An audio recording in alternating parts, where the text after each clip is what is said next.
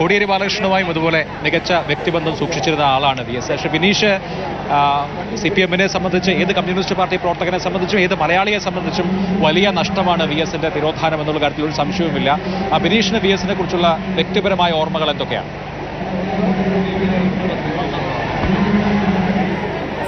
കേരളത്തിലെല്ലാവരും ഒരു ദുഃഖാർത്ഥമായൊരവസ്ഥയിൽ VS-ന്റെ വിയോഗം കാണുമ്പോൾ എനിക്ക് ഓർമ്മ വരുന്നത് ആദ്യമായി VS-ന്റെ പ്രസംഗം ഞാൻ തലശ്ശേരി മുനിസിപ്പൽ സ്റ്റേഡിയത്തിൽ വെച്ച് കേൾക്കുന്നത് 91 ഇലക്ഷനിലാണ്. കേൾക്കാമോ?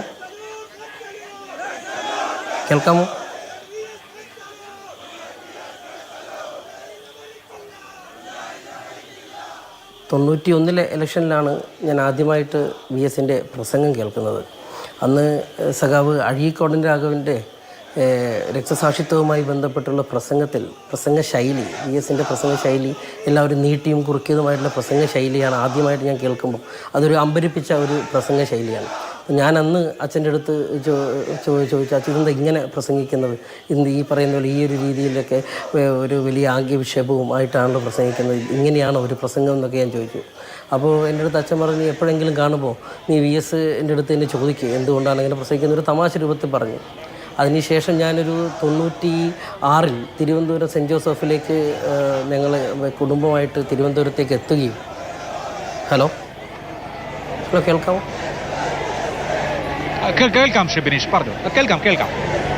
ഞാൻ പറയുന്നത് 96 തിരുവനന്തപുരത്ത് എത്തുകയും തലശ്ശേരി സെൻറ്റ് ജോസഫ്സിൽ നിൽക്കുകയും ആ സമയത്ത്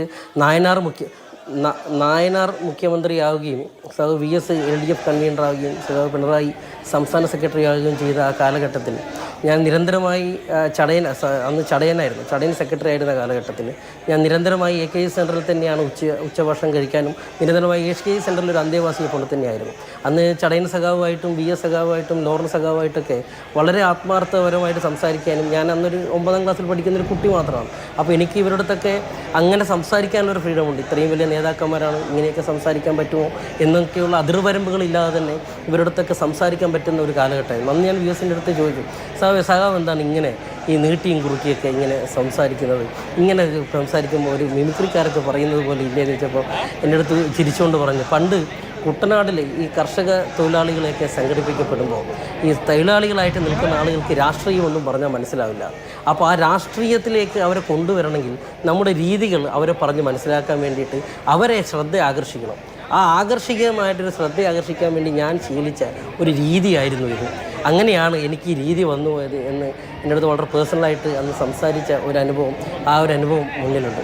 അതിനുശേഷം നിരവധി എനിക്ക് പിന്നീട് പേഴ്സണലായിട്ട് എനിക്ക് വളരെ വൈകാരികമായി ഓർക്കാനുള്ള ഒന്ന്, സമരസംഘടനാ പ്രവർത്തനത്തിൻ്റെ ഭാഗമായിട്ട് ഞങ്ങളെ അന്ന് ആൻ്റണി സർക്കാരിൻ്റെ പോലീസ് വളരെ മൃഗീയമായി മർദ്ദിച്ച് മെഡിക്കൽ കോളേജിൽ നിന്ന സമയത്ത് അന്നാണ് വളരെ പ്രശ്നം. ഇപ്പോൾ അത് റീലിലൊക്കെ കാണുന്നുണ്ട്. ഈ വടിയെടുത്തടിക്കുന്ന പോലീസുകാരൻ്റെ മക്കൾക്ക് കൂടി വേണ്ടിയിട്ട് സമരം ചെയ്യുന്നതാണ് എന്ന് ഈ വിദ്യാർത്ഥികൾ എന്ന് പറയുന്നത്. അത് ഞങ്ങളെ കണ്ട് അടികൊണ്ട് ഞങ്ങളെ കണ്ട് ഇറങ്ങിയതിന് ശേഷം VS സഖാവ് ചെയ്ത ഒരു പ്രസംഗമാണ്. അന്ന് VS സഖാവ് വന്ന് സ്വാഭാവികമായിട്ട് എല്ലാവരുടെ അത്തരത്തിൽ തന്നെ ഒരു വൈകാരികമായ അടുപ്പം കാണിക്കുന്നുണ്ടെങ്കിലും എനിക്ക് സ്വാഭാവികമായിട്ട് കൂടുതൽ VS അവന് നേരിട്ട് അറിയാവുന്ന എൻ്റെ കയ്യിൽ വന്നൊക്കെ ഇങ്ങനെ പിടിക്കുകയും ഇതൊന്നും കുഴപ്പമില്ല എന്ന് പറഞ്ഞെങ്കിലും അങ്ങനെ VS അങ്ങനെ സംസാരിക്കുന്നത് കുറവായിട്ടാണ് എല്ലായിടത്തും. പക്ഷേ എൻ്റെ അടുത്ത് എന്തുകൊണ്ടോ വളരെ നല്ല രീതിയിലായിരുന്നു ആ സമയത്ത് സംസാരിക്കാറുള്ള. ചിലപ്പോൾ ചെറുപ്പത്തിലെ എനിക്ക് അത്തരത്തിലേക്ക് സംസാരിക്കാനുള്ളൊരു സ്വാതന്ത്ര്യം VS സാറിൻ്റെ അടുത്ത് കിട്ടിയത് കൊണ്ടാവാം. അത്തരത്തിലേക്കുള്ളൊരു വലിയ ഒരുപാട് അനുഭവങ്ങൾ അത് ഈ സംഭവം ഈ പറയുമ്പോൾ ഇപ്പോൾ ഓർത്തെടുക്കുമ്പോൾ ഒരുപാട് അത്തരത്തിലുള്ള അനുഭവങ്ങൾ ഓർത്തെടുക്കുവാൻ പറ്റുന്നുണ്ട്.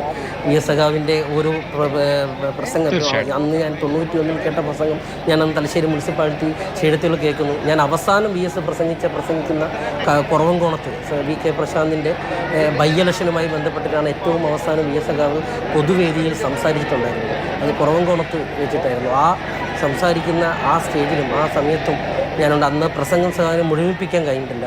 മുഴുമിപ്പിക്കാതെ പ്രസംഗം അവസാനിപ്പിക്കുന്ന ഒരു സമയമാണ് ഉണ്ടായിരുന്നത്. ഇപ്പം മുൻപ് സംസാരിച്ച ആരാണെന്ന് എനിക്ക് വ്യക്തമായിട്ടില്ല.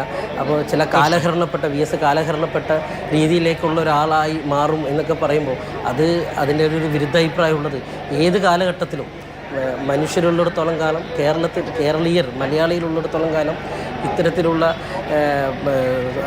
സമൂഹത്തിൽ ചൂഷണം നിലനിൽക്കുന്നിടത്തോളം കാലം VS എപ്പോഴും നിലനിൽക്കും. VSൻ്റെ പോരാട്ടം നിലനിൽക്കും.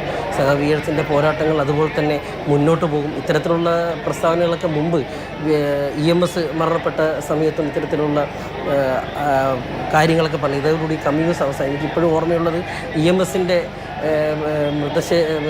സംസ്കാരം കഴിഞ്ഞ് മേട്ടുക്കടയിൽ LK അദ്വാനി വന്ന് ഒരു പ്രസംഗിക്കുമ്പോൾ EMSൻ്റെ അവസാനിച്ചതോടുകൂടി കമ്മ്യൂണിസവും അവസാനിച്ചു കഴിഞ്ഞു എന്ന് പറഞ്ഞപ്പോൾ മറുപടിയായിട്ട് ഹർകിഷൻ സിംഗ് കുറിച്ച് സംസാരിച്ചത് ഉള്ള ഒരു മറുപടിയാണ് എപ്പോഴും നമുക്ക് ഇത്തരത്തിലുള്ള ഒരു സന്ദർഭങ്ങൾ വരുമ്പോൾ പറയാനുള്ളത്.